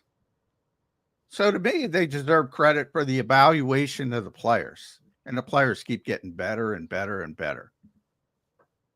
They deserve credit for that. Absolutely. And I agree with you. It's the timing, the timing of it. It could be probably better, especially coming off the heels of what happened last week. But ultimately, I think, that's a really good point. The evaluation is the biggest thing. I just wonder how much of that they're going to be able to do without the void years. Like right now, they have AJ, Devontae, 4 highly paid offensive linemen, Jalen Hurts, Saquon Barkley, and Dallas Goedert. A lot of that is because they can manipulate the cap. Now, where John is right is absolutely their evaluation on all those players has been spot on. But with the new rules, are they going to be able to evaluate that many players? I don't think they'll be able to. We'll see, how it shakes out. I think, you have to feel good about their model in terms of, the spending is a big part of it too. And I don't think any team is truly like great at the draft just because there's a lot of luck involved. But I do think, some teams are better than others generally, and the Eagles have been kind of proving to be that kind of team. And as long as they can continue to identify talent in the draft, cheap young talent, and Howie Roseman is going to be probably always one of the better GMs, if not the best GM, at acquiring extra picks and getting good value in that way and being able to maximize those picks. And then ultimately maybe playing the comp pick game like they are doing this year as well. I think ultimately, you have a system there of player development and drafting and developing that you can feel good about as your core. Is BLG going to be upset if Bryce Hupp is a starting edge player today? I'm not going to be upset, but my whole stance with him, as I've said many times on the show, is I don't think Vic Fangio wants to play him. So I just don't that seems like kind of a deal breaker. That's not like, oh, we'll work around that. I mean, Vic Fangio, again, clearly just did not want to play this guy. He was a healthy scratch in the Super Bowl. I only say that because I think it might get overblown because I don't think Nolan Smith is going to be healthy. They're not going to push Nolan Smith. So I don't think he's going to be out there. And you're assuming Bryce Huff is there. Yeah. Right. Well, that too. But I would think he'd want to be there. But yeah, he doesn't have to show up if he's upset about the lack of playing time. You're right from that perspective. But if he is there, and Nolan Smith, I don't expect to practice. Then it's Jalix Hunt and somebody else. And generally, the Eagles default to the guy who's been here over guys who haven't been here. So I think that might be a chance for some overreaction today if Bryce Huff is out there. And I don't think it'll mean that much, but I think there's the opportunity for that. Agree or disagree? I think that's something to bear in mind too with a lot of positions. I mean, I'm looking back here from last year, and it was AJ Brown and Joseph Ngata, as the number one wide receivers, and Paris Campbell was the first team too. I guess Devontae was Devontae, yeah, he had a day off. Some guys are there, but they take certain days off. They have something to do. If you're entrenched, you can do that. Fletcher Cox used to say, I pop my head in, I pop it out occasionally. So not everybody's going to be there every day, but they're the Eagles usually have very good attendance for voluntary work as a whole. But veteran players, yeah, some of them will take a day off here and there. Might be too cold, too rainy today. So who knows? But we'll see how it shakes out. Most of the I'd like to look at the default settings, but most of them. Like I think it's going to be Ringo at corner. I think it's going to be Sidney Brown to start at safety, Jeremiah Trotter at linebacker because of the injuries. Right guard, though, it's probably going to be Tyler Steen, but they have so many bodies. Yep. Is that a chance for a surprise at right guard with Jeff Stout? I think you can make the case it's like the biggest surprise could happen there of any in terms of a player you did not expect to be in the starting lineup for the Eagles this season. I think that has the potential to be, because let's say, Tyler Steen doesn't look that great. And let's say that Kenyon Green continues to be the player he was with the Texans, which wasn't very good, or either of those players, maybe both, struggle with injury. Well, Matt Pryor is a guy with a lot of starting experience who maybe it's him who ends up taking the job there and was once an Eagles draft pick, of course, and comes back to Philadelphia after having all this experience and developing as a player. And by the way, kind of, I think projects as a guy that Jeff Stoutland likes in terms of being like a tackle-sized guard, this massive guy. It all fits. That's where I was going, PLG. You're I picked up what you were putting down. Yeah. It all fits. And he played well on a bad team last year, playing right guard. Right. If you look at the PFF numbers, at least, I'm not watching every snap of the Chicago Bears, but he played well at right guard. Everything fits. He's got the big body. Mm-hmm. Jeff's got a history with him. If I could get that futures bet, I'd make that futures bet on Matt Pryor. Oh yeah. There's good odds on that one. Yeah. But more people are thinking about it. I'm glad you went down that route. Let's go to the defensive interior. Do you think it's just as simple as Morrow plays more, Jordan plays more, and that's it, as far as getting that gap of playing time from Milton Williams? Yeah, I mean, I do think it seems to be like, okay, Jomo goes up to the Milton Williams role. You have Jordan Davis again, probably, like you said, probably going to have to play just more than he did last year, assuming Vic Fangio trusts him to do that. I would think you don't pick up his fifth-year option like you do if he's going to play the same exact snap count he did last year, which was lower. And then, you're hoping that Ty Robinson can kind of take the Ajomo role from last year. So, yeah, I do think it's kind of going to have to be people stepping up. Thomas Booker probably also stepping up from what maybe he did last year. We'll see if Byron Young makes the roster after the Eagles kind of stashed him away on their roster for a bit last year, former third-round pick. So, yeah, I think it's, it is going to be about these guys from inside, basically, for the most part, stepping up and taking on bigger roles. Yeah, going to be a lot of that this year. Bill, I want to ask you about the secondary. Do you think Makuba's day one starter here, or do you think Sidney Brown's still going to be that guy? I think it's just so rare to see rookies in starting positions. Like, the Eagles drafted Quinyon Mitchell last year, the first-round pick. A lot of excitement. It was Isaiah Rodgers as a starting cornerback on day one of OTAs. Same thing, like in the slot. It was not Cooper DeJean. It was Avonte Maddox. So I just think generally the rookie players, you just don't get that first team status from the jump. And I think that's a good thing, by the way. I think you have to make them feel like they have to earn it a little bit and give the veterans the nod and push the rookies to just be, feel like they're not just being handed everything. So I'm going to guess we're going to see Sidney Brown out there next to Reed Blankenship with the first team to start out. Anything you're looking from Kevin Patulo today? We're going to talk to Kevin before practice. He's been here. It's not like last year where Kellen Moore was coming from completely outside the building with some, orders to bring essentially fresh ideas and things like that. Anything pique your interest on Kevin Patulo's first public day, essentially as offensive coordinator of the Philadelphia Eagles? Yeah, I mean, looking back at last year's notes again, just to frame of reference, when the Eagles had two coordinators in that practice, there wasn't a whole lot I got schematically out of that, especially you're not even doing 11-on-11 work. But, I think it's still interesting to maybe watch the coach, how they interact with players, where they're standing up in terms of, are they more involved in the huddle? Are they off to the side? Kind of see like their approach to this. And yeah, I think we're, in terms of scheme, we're not only going to be able to see so much, but also interested to hear from him in the press conference today, his first press conference as offensive coordinator, and kind of just to get to know a little bit more about him as a whole. Yeah.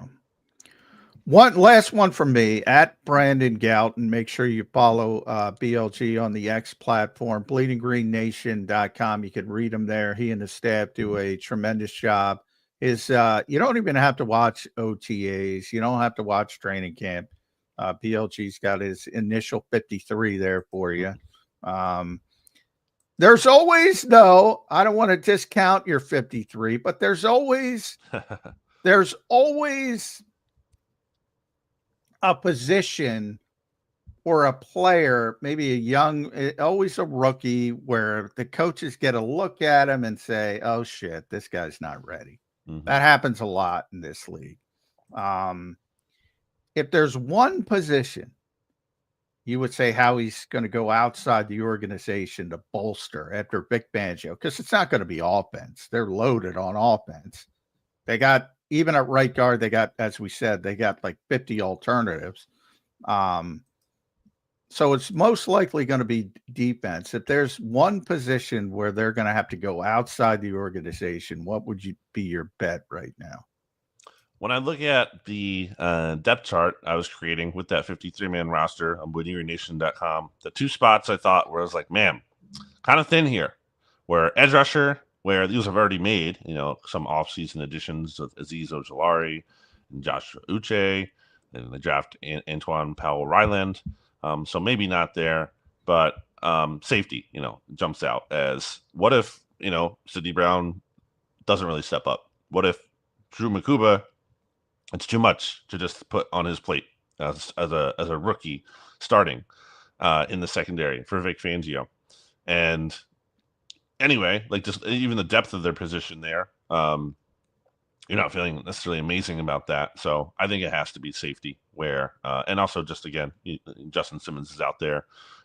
Julian Blackman out there still, I believe. Yeah, so he is. There are options too.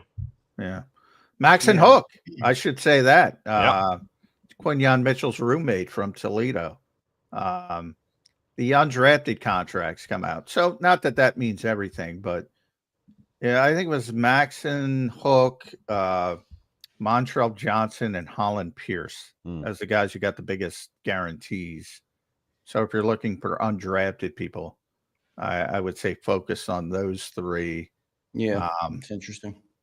And I don't even think, did the Eagles keep an undrafted guy? I don't think they did last year. They were so deep. It was the first time in a while they had not. Yeah. They usually keep at least one on their roster, but no. But there was talk about how he kind of set the table for that in terms of like weaker draft class. We signed guys. Yeah, he did. Yeah. So BLG, last question for me, man. With Jahad Campbell's status being kind of up in the air, we just talked about Makuba. What rookie this year has the biggest impact on this football team this season specifically? I'm going to go with Campbell still, even the injury being unsure, just because I think the upside, the talent with him could be great. I'm still believing, again, I don't have the info on the injury either, so I'm kind of taking a shot in the dark here, but just based on, we saw the success of Zach Bond. It's not as simple as Zach Bond did it. I mean, Jahad Campbell can definitely do the same thing, but I think that kind of mold of a player can clearly have success in this defense. And I think Campbell, is a really intriguing, exciting prospect to be adding to this defense and this ecosystem. So I know it's chalk to say the first round pick, but I still, even injury factored in, I still believe in him a lot. With Makuba, real quick, let me sneak in with Makuba. Sorry. Because the only thing, do you think people are he's a second round pick. I hate labels in the NFL. He's the 64th pick. He's one pick away from being the third round pick. Like there's a big difference between being 33 and 64. And everybody's like, oh, day one starter. Is there too much pressure being put on a kid like that? I think from that standpoint, I don't think from the organization as much as the framing you're talking about with the fans. It's a lot to expect a rookie to definitely start. Like I know Quinyon Mitchell and Cooper DeJean were amazing for the Eagles last year. That's great. They could be even better this year. They're going to have probably awesome careers. It's a great starting point. Also, development isn't linear. And also, that's not the norm. That can't be the standard. It's not like, well, every rookie the Eagles are going to draft early on is going to come in and be amazing from the jump. And if it is, it works out that way, great. And I'm wrong. But that is just not, the norm. And that's not the standard you should be holding them to. You should be expecting there could be some bumps. It might not happen as fast as you want it to happen. That should be more of the expectation. And then if they do more than that, great. BLG, good stuff today, man. We appreciate you joining in on Birds 365. As always, guys, follow BLG at Brandon Gouton and read all his work at Bleeding Green Nation. BLG, we'll catch up with you next week, man. Enjoy OTAs today and stay dry out there. Right? I'll try it. I'll see you there, John. Right. See you down there. There's BLG joining us here on Wednesday edition of Birds 365. Moving right along this week, Johnny Mac, our second show of the week, but a Wednesday edition. And you're heading down to OTAs right as we wrap up, so that's going to be good. I'm looking forward to talking to you, John, post OTAs, even if you shoot down the topics. I'm looking forward to talking. No, there's plenty of stuff to talk about with Yeah. OTAs because we get to watch the whole practice. Not that, again, BLG's right. We're not getting any schematic stuff but like I said, injuries are a big story because you're always banged up, especially with the Eagles playing 21 games going to the Super Bowl. And I mentioned guys like Juergens and Dickerson with off-season surgeries and Smith with a torn triceps in the Super Bowl. You want to see where they are from a physical standpoint. The default setting, as BLG pointed out, you go back to last year, they never let the rookies be starters ever. Ever. Even if it's just cursory.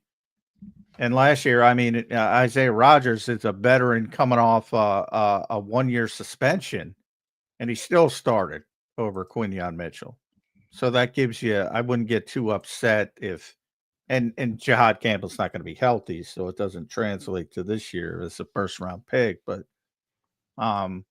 it doesn't necessarily mean bad things because Andrew Makuba is not the starting safety on day one of OTAs. Right. Because they're always going to default to the guys who've been here. And that's just part of it. But there's plenty of stuff to get from OTAs and but it's also important not to overreact as well.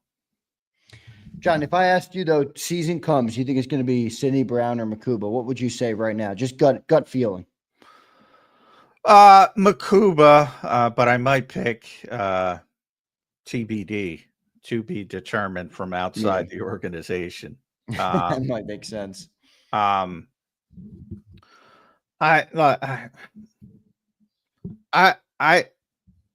me, the advantage, and the only reason I give Makuba the advantage is because he's a Vic Fangio guy. Vic wasn't here when the Eagles drafted Sidney Brown, and Vic's scheme is more suited for a coverage safety more than a Sidney Brown type physical play in the box type of safety.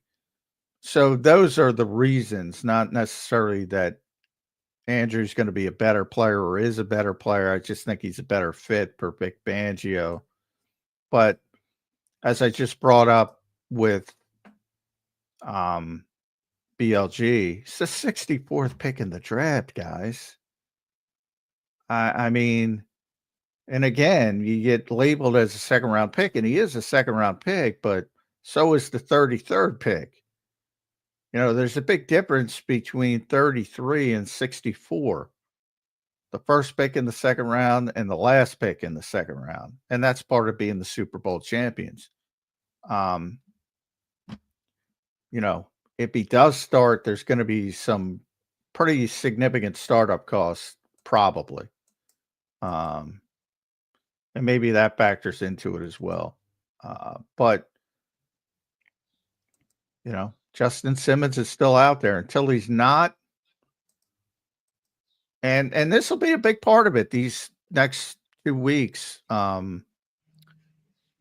you have OTAs and the 1 day of mandatory minicamp. I guarantee you Vic is going to look at and say, all right, if these guys aren't ready, you got to make the call to Howie. Going to be some of those calls potentially this summer. Good stuff, Johnny Mac. John, I'm going to let you get out of here. I know you got to get down there with traffic and rain and everything that's going on. We'll give you a couple buffer minutes to get down there. Your final thoughts, John, on this Wednesday edition of Birds 365 OTAs, baby. Yeah, the curtain is raised essentially on the 2025 Eagles. This is the first practice open to reporters. So to me, this is the start of it all. And who knows where it will end, but we know where it'll start, and that's this afternoon at the NovaCare Complex. Love it. Good stuff, Johnny Mac. We'll talk to you tomorrow on a Thursday edition of Birds 365. Thank you, brother. All right. Thanks, all. All right, there's Johnny Mac, John McMullen, the #1 Eagles beat reporter in town, joining us here this morning on Birds 365. Great show today. He's heading down there to the NovaCare complex. And if you're in the area, if you're in the tri-state area, if you're in near Philly, if you're in Jersey, it is nasty out, nasty weather. So I wanted to make sure John had some extra time to get down there this morning with everything that's going on. I'll take a couple comments from the great people of JAKIB Nation before I get out of here.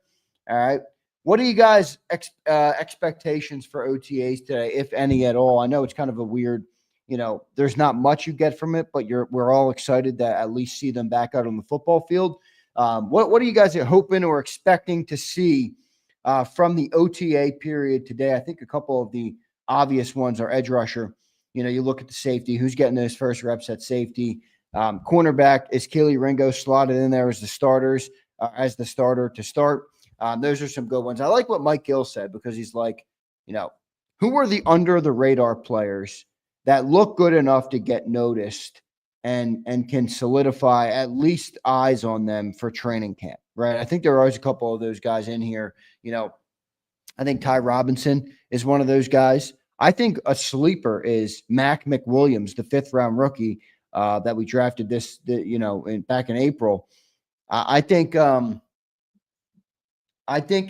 if Keely, hear me out, if Keely Ringo doesn't work out on the outside, or they don't feel good about him as a starter, what is your next best option? Is it Adoree Jackson, or is it sliding Cooper DeJean out there? If they slid Cooper DeJean out there, Mac McWilliams might be the guy who could fill in that slot. Now, I'm not going to get everybody's hopes up on the guy. I'm just saying maybe he's a sleeper candidate. Alfredo checks in. Can't lie, Zander. I'm bummed only 2 days where reporters can get us some footage. SMH should have been at least 3 out of 6. Yeah, that's the Eagles, brother. They lock down how much we can see out there. Although I did see my buddy. I think he was in here earlier today. Dirty Air, my buddy Gary. He was down there yesterday at the NovaCare complex with Thomas Mott and the Philly Special Show. So that looked pretty cool. They got to see OTAs yesterday. That was pretty cool. When you work for JAKIB, you don't get those opportunities because whether it's big sales or not, I don't know what it is, but they don't reach out to me like that. So that's all good though. I appreciate that's all. That was pretty cool to see those guys down there. I was talking to Dirty Air last night. So pretty good stuff there. Master Ego says AJ is known for his coaching or catching. Tell John to go watch film. Yeah, well, AJ obviously can catch well. All right, obviously. Is that how tall Josh is? 6'6"? Good night. Yeah, they're letting HBO film the season. Yeah, we're gonna see what ends up happening there. We're gonna see. If you're the Eagles, man, you don't want to give much information on that Hard Knocks. At least I wouldn't. No way. So. But that's going to be a good one. I like those Hard Knocks. I like the Hard Knocks. Alfredo says, that sucks. I mean, the Eagles media page will drop content. I'm looking forward to that exciting mics tomorrow. Yeah, is that with Cooper? Yeah, so funny story. You heard Mike Gill talking about Cooper DeJean was at the Deauville. All right, well, I won't lie to you. I was at the Deauville as well this weekend. I didn't have any drinks, all right? I was there because I had to be there, not because I chose to be there. I promise you that, all right? I was there because I had to be there, but somebody said Cooper DeJean was there when I was there. I didn't see him, but I was told he was around. Couldn't find him or anything, but apparently he was down there drinking, and I'm sure he was. I know he was down in Ocean City. I saw that, so, but I'm not sure. Maybe he was at the Deauville. I'm not sure. Not my scene, but oh, really? Yeah. We'll see, though. Cooper DeJean's living it up, guys. He goes down the shore. He's like a celebrity. He's got honeys everywhere. Everybody wants his autograph. Everybody wants to get a picture with him. I mean, Cooper DeJean is loving life. Remember, he's only 22 years old. He just turned 22. Right during the Super Bowl, right? His birthday was the Super Bowl. So, yeah, Coop running amok down at the Jersey Shore. It's good stuff there. But I appreciate all you guys for being here today. Great show, as always. Had good stuff. Really good time of the year. What are we 99 days away now from the season? So 99 days away from the banner drop, 99 days away from that opener versus the Dallas Cowboys. We're all looking forward to it. We're all counting down the days. I feel much better about the opener this year than I did last year when we had to be in Brazil. It's like kind of a nightmare. So we got the Eagles Cowboys in Philly drop the banner this year, man. That's good stuff. So I appreciate all you guys being here today. Make sure you hit the like button. I'm not sure how we did on likes today, but I appreciate each and every one of you. Hit the like button. I'm going to get out of Dodge. See you next time on Birds 365. You've been listening to Birds 365, the destination for the passionate Eagles football fan who bleeds green. If it's Eagles football, we're talking about it. Debate inside the locker room and guests that are some of the greatest football minds from around the region. We hope you enjoyed the show. We know we had a blast. Make sure to like, comment, and subscribe, and we'll be back soon. But in the meantime, hook up with us on social media at JAKIB Sports. See you next time on Birds 365.